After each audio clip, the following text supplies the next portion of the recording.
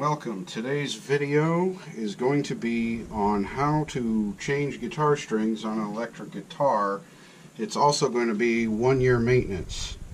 So this guitar doesn't get played a whole heck of a lot, but there's still something you need to do every year, which is to, if you do play it a lot, you've got this Fingerboard Cleaner. Dunlop sells this, which is another way of saying really expensive rubbing alcohol. Okay? And you use that, as I'll demonstrate, to clean and prep the fingerboard.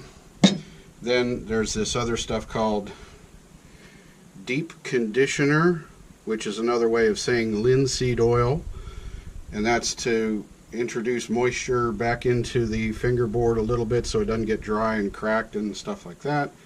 And then if there's some basic shining you want to do on the surface of your guitar, or like maybe you can't see this in the video, but it looks like these tuning knobs are getting real yucky looking. Or if you have pickups that have like a nickel finish instead of like a hard chrome or something, maybe you want to protect the finish of the pickup from being exposed to the air or fingerprints or anything like that. So this guitar polish cleaner, these products are made by Dunlop. So this number 65 guitar polish cleaner is another way of saying pledge furniture polish. So anyways, let's get started. I'm going to be installing some number 9s. I say it D'addario. Maybe you pronounce it differently. These are NYXLs. These are number 9s. This particular box comes with a handy sticker, and it comes with a neat little tool for clipping and winding. I've already got one that's nice and broke in, so I'm going to use that. I put a little synthetic oil right here on this winder, so it's in great shape right now. So let's get started.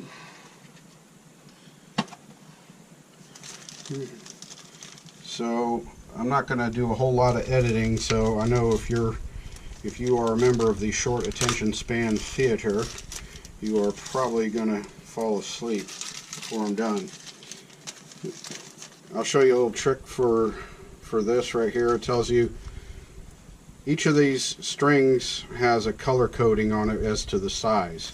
Okay, now if you are getting old and you can't see as well as you used to, there's another way to figure out which is the right size string. So these right here, they come in 3 packs.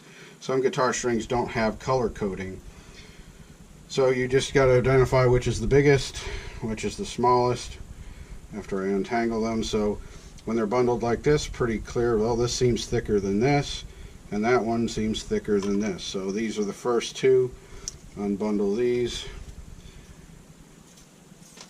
I can still see well enough that I can tell which is thicker and which is not thicker.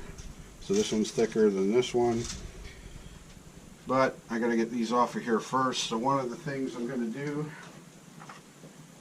if you're using this style of a bridge, you don't want, I've already had this guitar plecked, so the finger or the string height is correct, the bridge is correct, the tailpiece is correct, at least I think it is. I'll check it before I finish here. So I'm not going to move or change any of this as what you would do with a normal like setup. So what I want to do is I want to hold these pieces in place, put a little bit of blue tape here. I still want to get the strings out. Okay, so I'm going to loosen the tension so they're floppy.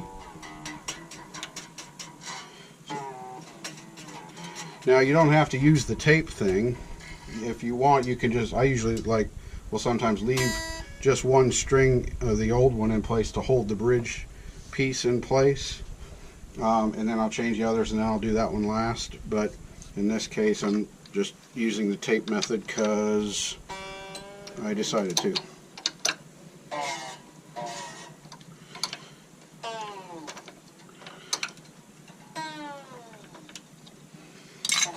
loosen tension. Here they go. I'll show you how I go about locking down the strings, because this is a more traditional style guitar. Our guitar today is a Heritage H535, made in Kalamazoo, Michigan, the location of the original Gibson guitar factory. It's a little bit thinner of a body than the Gibson 335. So this is a Heritage H535. Same numbers, different order. So I'm going to pull these strings off of here without stabbing myself, hopefully. Okay, so I always wrap these things up because they will stab me somehow, somewhere. So I kind of clean as I go instead of making a big mess. So there's that in the trash. These little pieces come right out here.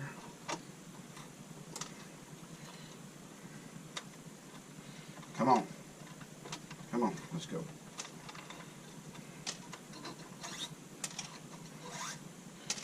Grab me another little piece of blue tape just to hold that in place. I don't want the bridge or the tailpiece moving. There's that. Alright, back to our strings now. Nope, not the strings yet. Okay, so this stuff here, alcohol, rubbing alcohol. If you got finger filth all over here, you might need a bigger bottle of alcohol. I had this one guitar I bought one time. It was one of those pointy guitars. It was a shredder, you know, Dave Mustaine's signature model back a long time ago. Anyway, the previous owner had played it a lot. Great sounding guitar. I don't have pointy guitars anymore, but anyways, this really doesn't need it. I'm kind of just demonstrating here, and the alcohol is evaporating so fast, it's ridiculous. So then what you do is you get a paper towel. So in the case of that really filthy guitar, I would get a bottle of alcohol and pour it on it here, and then I'd use this method right here to go through, dry off all the alcohol. This is clean as it gets, so I'm just demonstrating. So then the next thing you do, Fingerboard Cleaner, or the deep conditioner. This is, like I said, linseed oil. Put a little on there. Now these, you don't want to like soak it too much, because if you really soak this way too much, you can dislodge the actual frets from the fingerboard. This fingerboard is, of course, a lovely rosewood, and this is real mother of pearl dot inlay, not mother of plastic inlay like you might see on Gibson guitars, but these Heritage guitars thankfully still use real mother of pearl and all their inlay. Fantastic. And so you want to get this oil on there. It's kind of hard to get it in between each of these frets, or these yeah. So I don't know if you noticed when I first started this, the wood just looked very, very dry. Very dry. Feels dry, looks dry. That's why we're doing this. So this is once a year, basically, I guess, is the recommendation. This is the once a year maintenance thing that you would want to do. So I'm kind of letting that sit there for a minute to, kind of soak in a little bit. You don't want to go overboard with it because you don't want the frets to become dislodged. I do have some PRS guitars that are made in the middle of the Chesapeake Bay, And they use, after they put the frets in there, they put super glue in there so they don't move. So anyway, paper towel, using this kind of a method right here. I'm kind of feeling the frets as I make this motion down the fingerboard. My fingers are pushing down in between each fret onto the rosewood, and so I want to get the excess off, but I don't want to get it all removed from the fingerboard. So I'm probably going to do this maybe 3 times. Get a fresh piece of paper towel each time. There we go. There we go. So it looks a lot better now. This is what it should look like, not all dry and light brown. This is more of a rich brown. Okay, so while I'm at it, I'm going to grab some little paper towel here.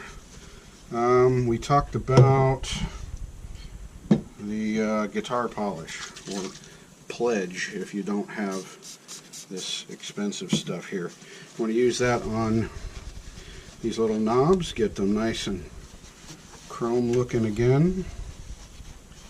Right there. Maybe a little bit more. Right there. Looks good. Feels good.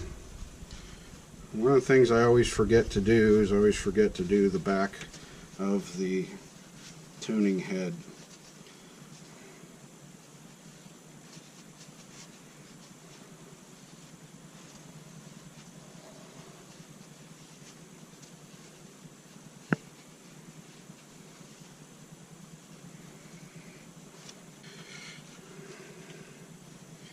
Alright, dust, dust, dust. Hate dust.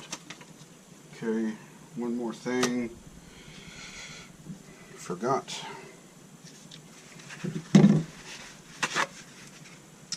Pickups. There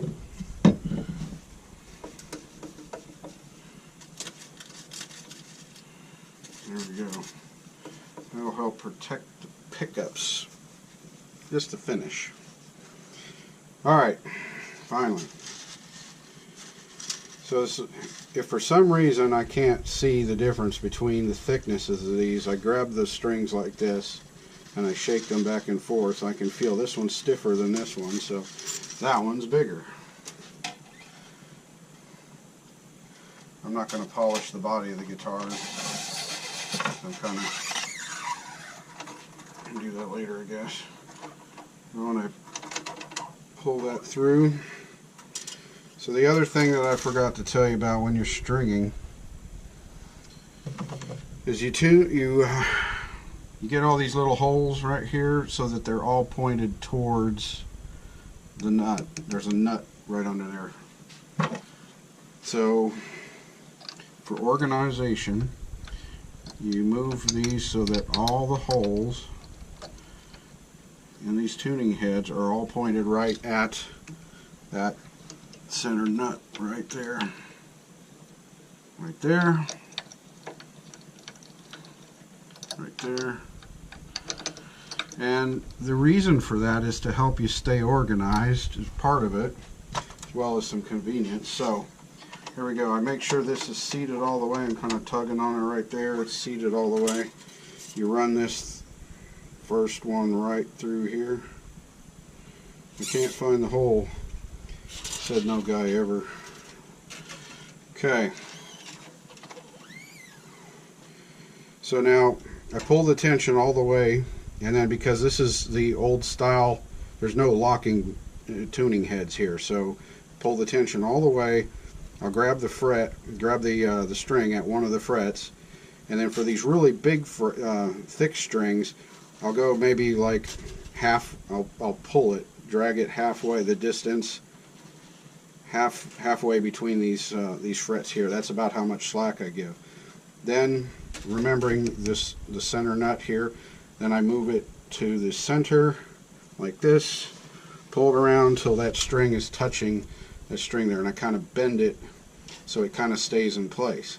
Now I'd like that string to be under this string, so I'll just bend it over the top first, and notice I'm maintaining tension here. I'm doing it in two ways. I want the tension to be low here because that's going to come in handy. I'm going to wind it, and I want the wind to wind underneath this string on this little tuning surface here, the winding surface. Then with the other hand I've got it kind of up in the air like this, where I'm maintaining tension against the back here, so it has this path to it. So I maintain that tension, but I want this string underneath, so I'm going to, after the fact, I'm going to go here maintaining tension still, and I'm going to try then, and I've got it underneath the string. Now if you do that maneuver on these lower strings, it wants to flip on you and everything, so you got to kind of be careful and don't let it flip on you. But here it's obedient. So this is where I left off, and then I grab this and I bring it around and force that little sucker down. So when I bend this string over the top of this string here, it makes a little pointy, it's got like a little pointy shape, which points in towards the center. So I've got tuning heads on both sides, so this side is going to be the opposite. So when I do that little maneuver, it's going to go the other way, and there's going to be a little point, you know, the string is going to make a pointy thing going towards the center. And that's important to remember, because you want to know which way to wind these, this way or that way. So you want all these to wind on the inside, so that little pointy thing is going to become more visible. Now that I make sure the string is seated in the little saddles everywhere it's supposed to go, and then I come over here and I start winding. See, now I don't know if you can see that or not, but now that you see that little point arrow, little arrowhead that it makes is pointed to the center as I start to wind, and I'm holding the tension down here and I'm lifting up in the back so that that tension is maintained. And I'm also putting tension low on here because I want it to wrap underneath that hole, right? So that's just where I want it to wind. So I want this to stick up in the air. Alright, so then I'm right. So because these strings are so thick, you don't have to have a whole lot of winds, and you do that little string lock trick and everything's fantastic. So that's the easy one.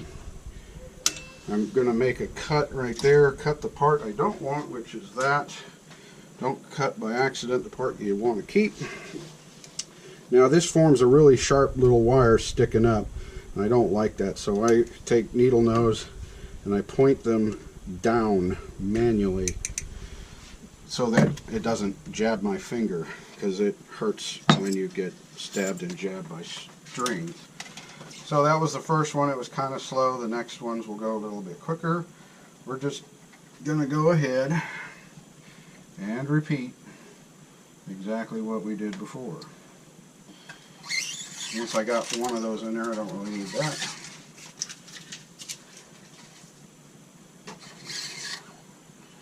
That goes over here. Make sure it's seated. This goes over here.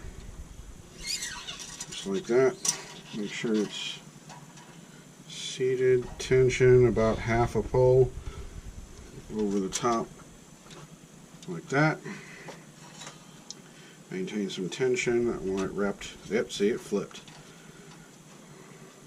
I want that string to go underneath, like that. Come on. Come on.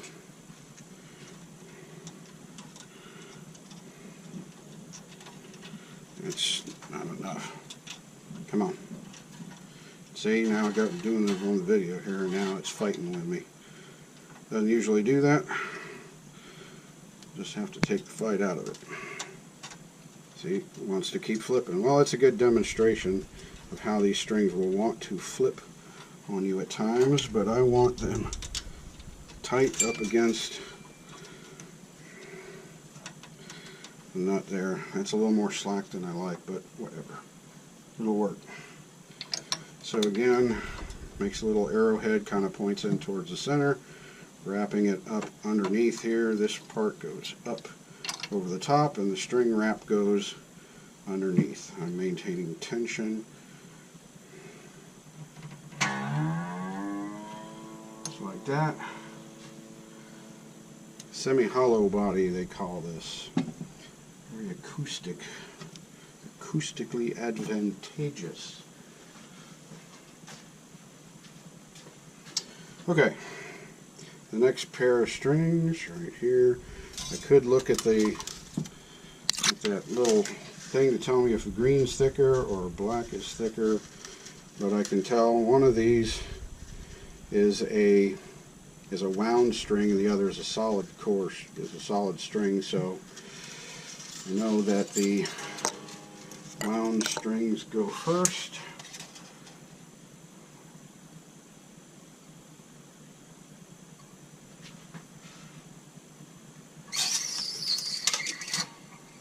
That's all the way seated there. I didn't do that little trick that I do with this one yet.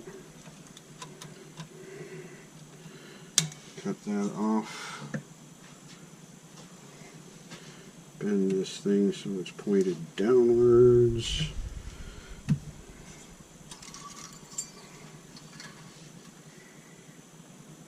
Back here, seated. Make sure that it's falling into the right slot on the correct slot on the nut. Halfway towards the center, I begin my wrap.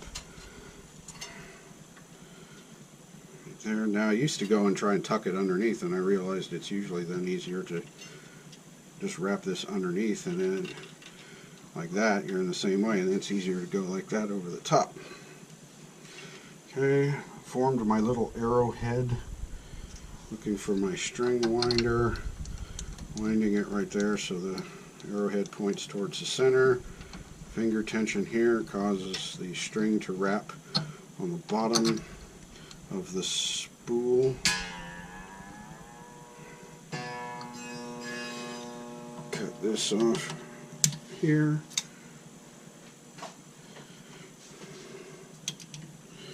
Point that down. Grab another string.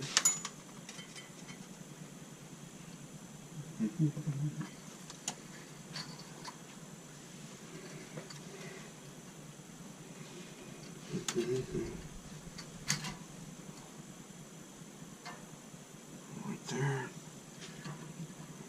So with these smaller strings, now I'm going to give it more slack. I'm going to pull like a full length of slack there. Now I'm pulling towards the center nut. Remember, I keep thinking of that truss rod nut that's under there. That reminds me of which way to go with these things. I'm going to wrap this under my tension. Pull it that way, then over.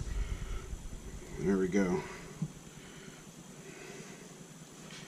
Because I'm right-handed, I'll go like this. This goes up. The wind goes down on the bottom of the spool, just under the hole. It starts wrapping immediately under the hole and then goes down from there as much as it needs. Not too much slack, so it doesn't reach the very bottom of the spool. That wouldn't be good. Don't want it to run out of room. Cut off.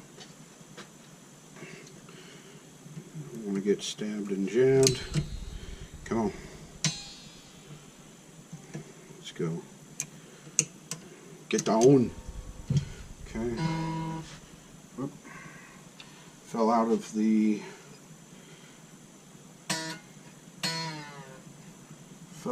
saddle here on the bridge.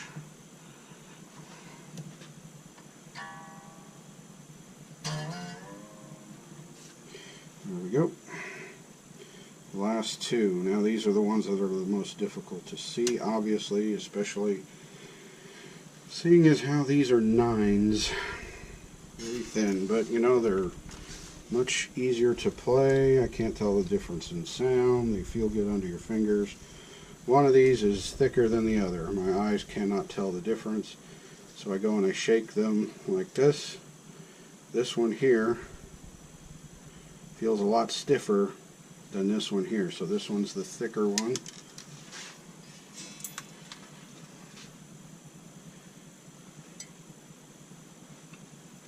There we go. Got that.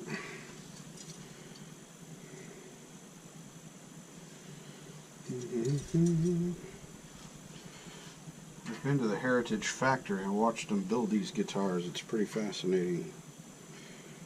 Grab the string, pull towards the center and around. Maintain some tension here, and it flipped on me. So let's try this again. It must go under. It doesn't want to go under, it wants to flip.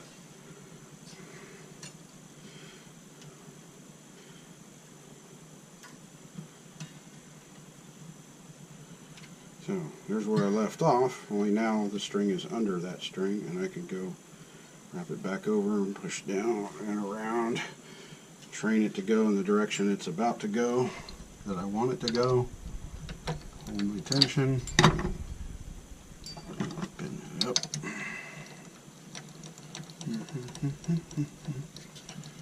So these small strings, you want to give them a lot of extra slack, wind, lots and lots of winding. That little trick that I do, that's considered locking the strings in place. Now there's another thing that you can do to lock them in place. That's just one technique that I'm doing, or you can use this other technique, or combine them both that I'm getting ready to show you.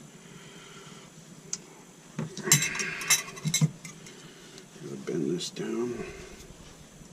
This is a fuzzy, furry looking bath mat that I have on my workbench here.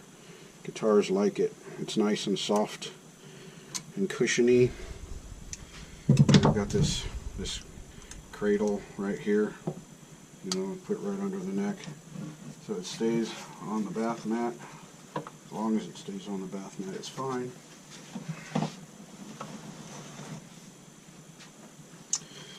Okay.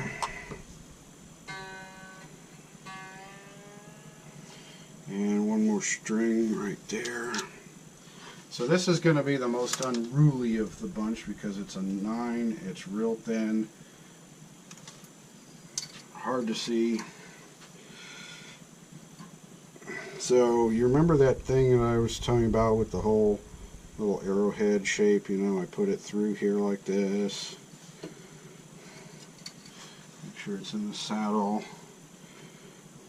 That whole bit you just saw. And then I pull back at least a full length of the hair, and then I do the wrap thing where I wrap it around like that, try to build my little arrowhead. Well, if for some reason that gives you too much trouble, you can also take this string, because it's so thin, you can run it right through the hole again a second time. That's another way to lock it in place, like that.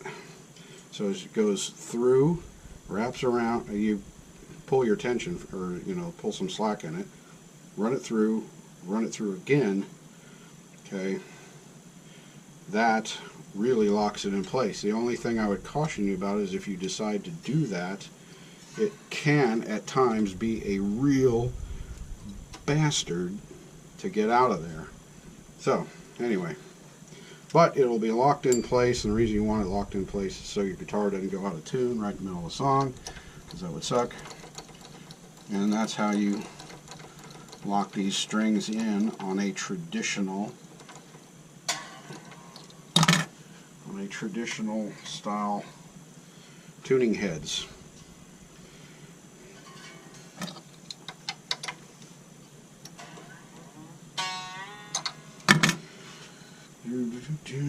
Cut off the slack. Not all these strings come with the this little tool that I've been using here. This just happens to be a pack with one set of strings, one sticker, and one tool. can just buy the strings by themselves, if you so choose to do so. So, now that that's done, let's do a basic tune on this. And the trick with tuning is, if you're new to stringing guitars and you're new to this whole tuning bit, I'm using a Fender tuner right here. I like the display on it. I've got other tuners, but I like the display. I can see where I am and where I need to go very quickly and easily. So I'll turn that on. I got it plugged in here. Volumes are on. Normally I have to go through the strings 3 times to get them right. But before I do that, I also do, like, I'll stretch these a little bit, not too much. The way I do it is I just grab the string like this and I just push my thumbs. You see what I'm doing like this? I'm just pushing my thumbs just like that on the string just a little bit until it gets to the end of its range right there. Just a little tension, firm tension, but not too much. You can damage the strings if you try to stretch it too much. Now, if I had gone and tuned this to pitch,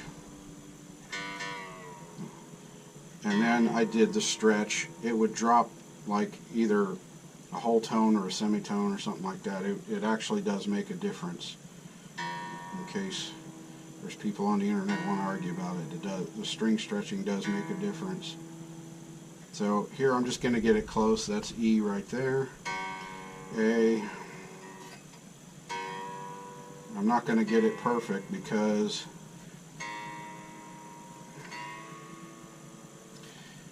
as you put tension, more tension on the neck, because you're tightening these strings, the neck is going to want to lift up a little bit. As it lifts up a little bit, it's going to make strings go out of tune. So I'm starting here, and I'm not going to get it too perfect because I know that by the time I get to the other side of the strings, this side's going to be out of tune again, because you know it's the tension of all the strings pulling up on the neck of the guitar is going to cause the other strings to go out of tune. So that's why it takes like 3 times to go through it. So E, A, D. I can see that I've got a long way to go here. G, A, B, C, and arriving at D right about here. E, A, D, G. Well, that is G, but the problem with that is that's way too low. So I got to go this whole length of the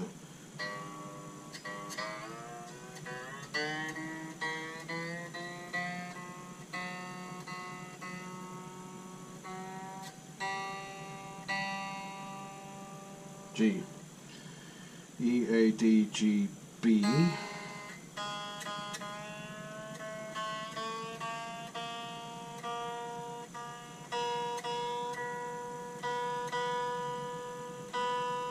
B, and then E again. Long way to go to get to E. The correct E.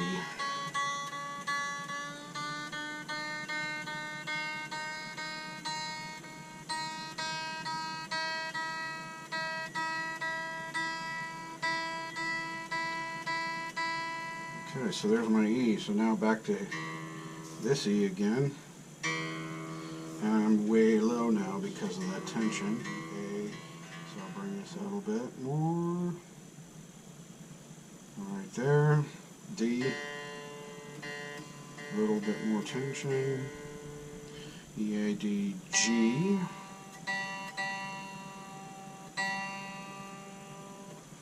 You always tune from below the note up to the note. You don't roll off on the tuning head and go down to the note. You always go below it and then raise the tension until you get to the note.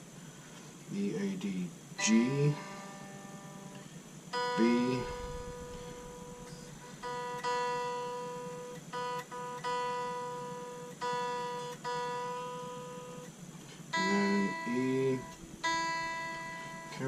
back here again, E.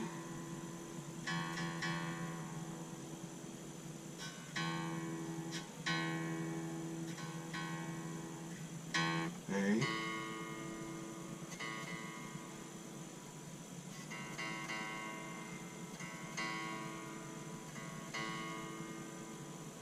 D.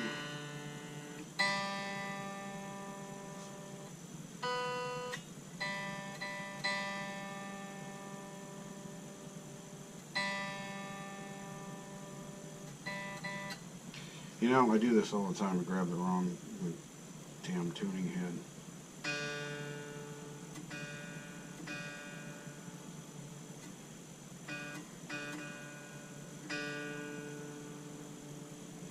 Always grab the correct tuning head.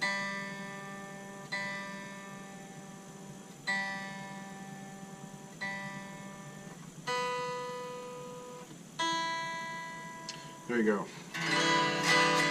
So that's just basic tune right there. The other thing I'm going to check while I'm here before I go is my patented measuring thing. So back here on this bridge, let me show you this bridge. So here's the bridge, here's the stop tailpiece. Right here where this string goes from the stop tailpiece to the bridge, there's a little edge right here. I don't want that string touching that edge at all. So I use this patented method here. If I can slip a paper right there between the two, I'm fine. Any old piece of paper. Come on. Okay, it's cool. So, now how much space do I want? I want it only so that a piece of paper can get through, and that's it. So that seemed like it was a little more height on this than I am comfortable with. So I want it to be, so I'm going to lower this until I cannot get the piece of paper through there. And so I'm going to lower. Now as I lower this, the tension on the strings is going to increase. But I want this bridge, this tailpiece, to be as low as possible. Not the bridge, I want the, the tailpiece to be as low as possible, but without that string hitting the back of this bridge. Does that make sense? So I'm lowering this. It's a lot higher than I wanted it to be. I don't know how that happened.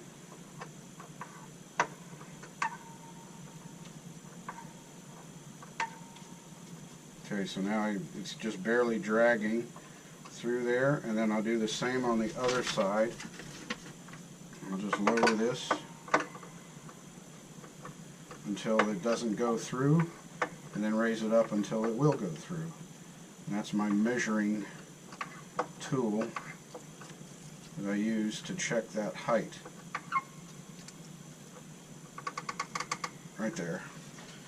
So, now that I've done that, it's out of tune because I just changed the tension on that. So you've already seen me do this, so I guess that's the end of the video then. I'm going to, if I was actually plugged into my amp, that raised it like 2 notes, 2 whole steps. What's that? So E, A. If I was actually playing this and plugged in, I've got a pedal that I can tune a lot more quickly and more precisely than this thing. But this is just here, I keep on the workbench. Get it pretty close.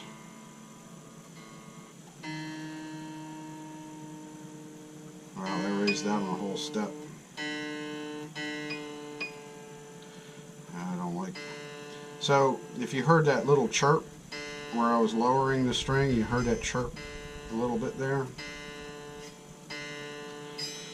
They make lubrication that you can actually put here and on the bridge. It's a funny name. I'm trying to think of it. It has the word nuts in it, like nut lube or nut juice or something, whatever it is.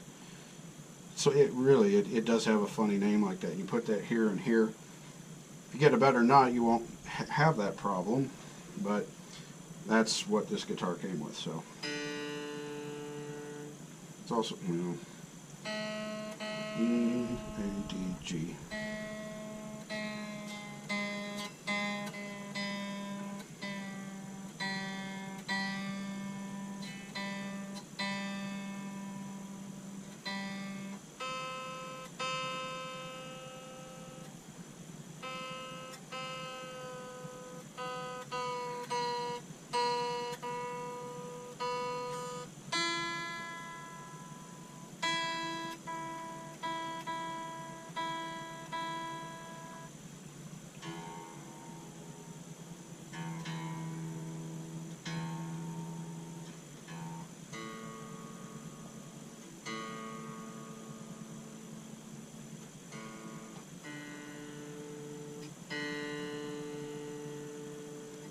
Come on.